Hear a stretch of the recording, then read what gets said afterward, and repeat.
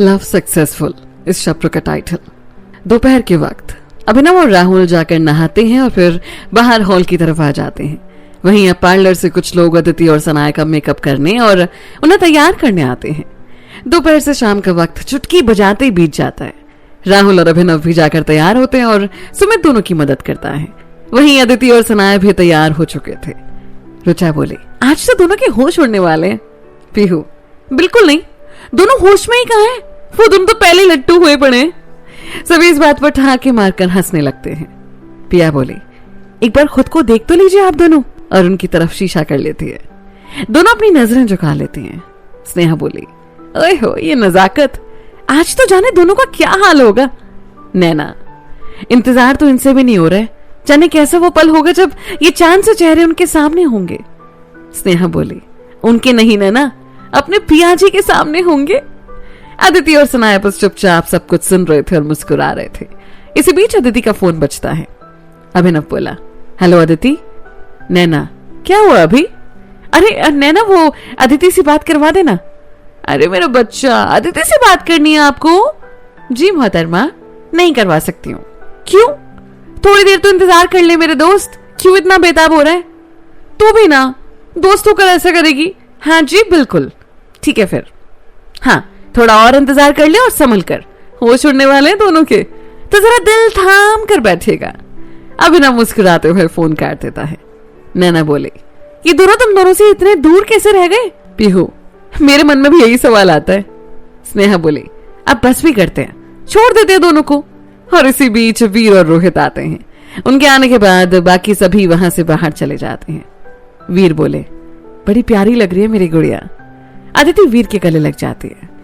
हमेशा खुश रहना बेटा, और ऐसे ही मुस्कुराते रहना। अदिति की आंखें नम हो जाती हैं।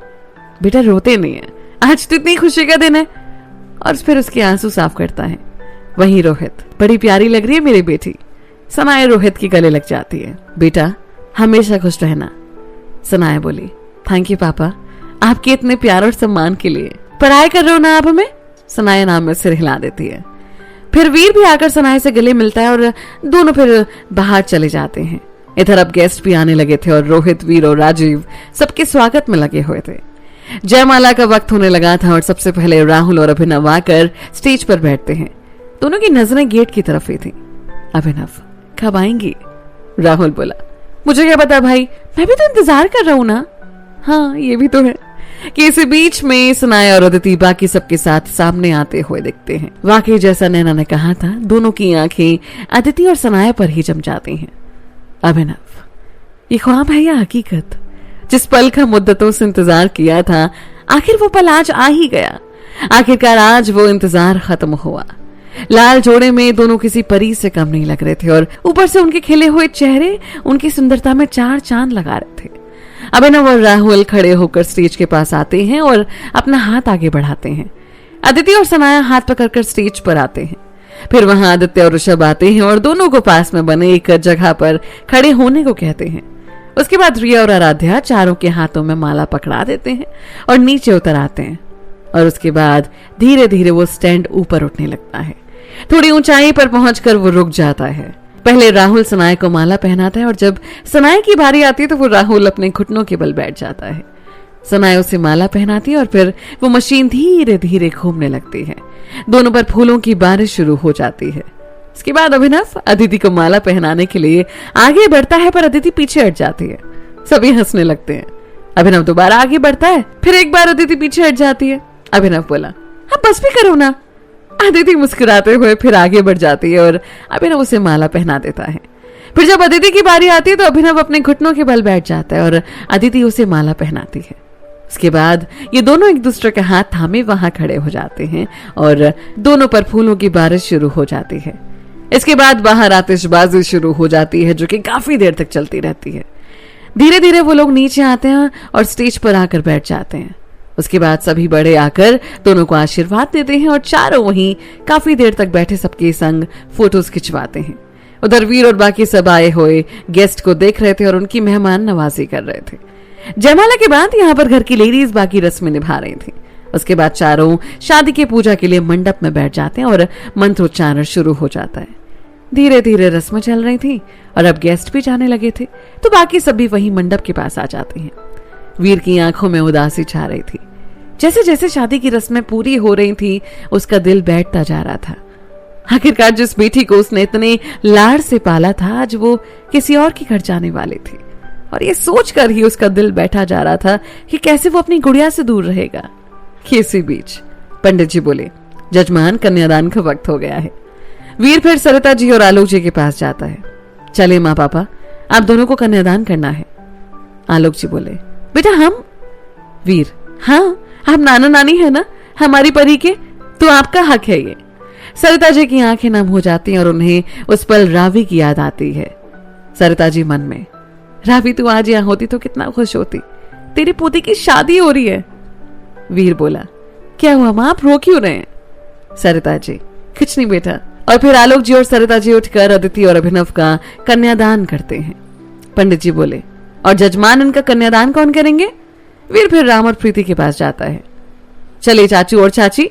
राम फिर राजीव की तरफ देखता है। राजीव उनके पास आता है, बोला, आप दोनों सोच क्या रहे हो? आज तक वीर ने कोई गलत फैसला लिया है क्या जो आज लेगा? चलिए आप दोनों। और फिर राम और प्रीति, सनाया और राहुल के कन्यादान के लिए आगे आते हैं। कन्यादान के बाद सिंदूर लगाने का रस्म, फिर मंगलसूत्र, और फिर आती है फेरों की बारी। हर फेरे के साथ पंडित जी एक वचन बता रहे थे जो एक पति पत्नी एक दूसरे से करते हैं। 7 फेरों के बाद दोनों जोड़े वापस मंडप पर। कुछ मंत्रों के बाद पंडित जी बोले, शादी की रस्में समाप्त हुई। आज से आप शादी के परिणय सूत्र में बंध गए हैं। जाइए, अपना वैवाहिक जीवन शुरू करने से पहले सभी बड़ों का आशीर्वाद ले लीजिए, और फिर चारों सभी से बारी बारी आशीर्वाद लेते हैं। उसके बाद पंडित जी वहां से चले जाते हैं, और अभी विदाई में कुछ वक्त बाकी था। वीर और रोहित ये डिसाइड करते हैं कि पहले सनाया का गृह प्रवेश करवाया जाएगा और फिर अदिति घर से विदा होगी, तो सभी वहीं हॉल में ही बैठ जाते हैं। धीरे धीरे विदाई का वक्त पास आने लगता है। फिर सभी वहां से घर के लिए निकल पड़ते हैं। सभी लेडीज पहले ही घर जा चुकी थी। अब राहुल और सनाया भी फिर घर के लिए निकल पड़ते हैं। कुछ ही देर में सभी घर के बाहर होते हैं।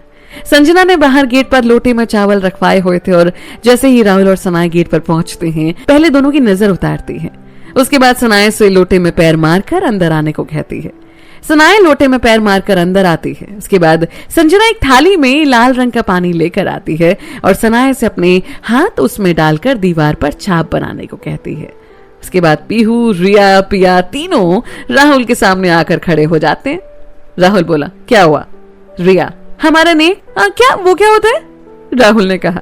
रिया बोली, भाई कंजूस मत बनना। राहुल, अच्छा रो मत। और फिर आदित्य की तरफ मुड़ता है। आदित्य राहुल के हाथ में कुछ गिफ्ट की बॉक्सेस पकड़ाता है और राहुल सभी को गिफ्ट देता है। राहुल फिर अदिति की तरफ बढ़ता है। तेरा भी तो हक है, और गिफ्ट अदिति की तरफ बढ़ा देता है।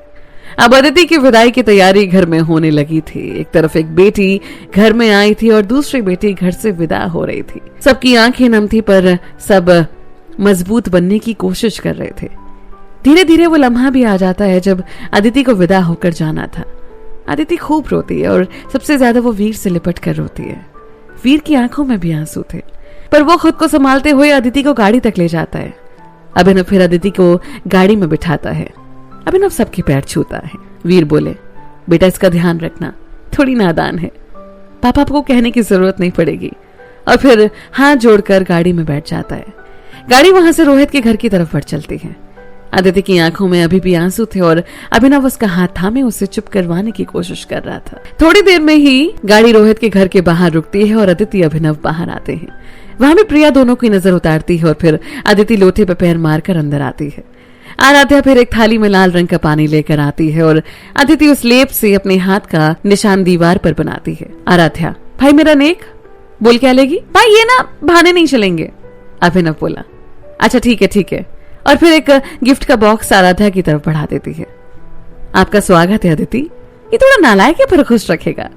अदिति बस मुस्कुरा देती है। प्रिया बोली, बहुत थक गए होगी ना, आप थोड़ी आराम कर लो। और आराध्या से कहती है कि अदिति को उसके कमरे में ले जाए।